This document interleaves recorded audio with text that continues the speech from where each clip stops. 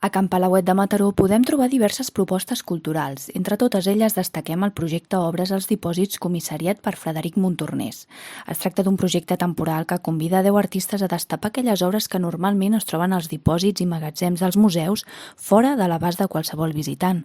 D'aquesta manera es volen activar col·leccions històriques dels museus, fomentar el diàleg entre la creativitat artística contemporània i els fons museuístics a través d'un exercici coral, col·lectiu i de nova creació. Es tracta d'un projecte organitzat i produït per la xarxa d'activitats culturals transversal i es troba disseminat per 10 ciutats del territori català com Figueres, Girona, Manresa o Mataró. A cada una d'aquestes ciutats trobem el projecte d'un dels 10 artistes partícips del projecte. Doncs aquestes composicions de petits objectes, fragments d'agulla, d'os, trossets d'ouets, tota una sèrie d'objectes molt petitons. I diguem que vaig triar això, però després diguem que vaig ampliar altres objectes que també es trobaven a la reserva de Vallveric.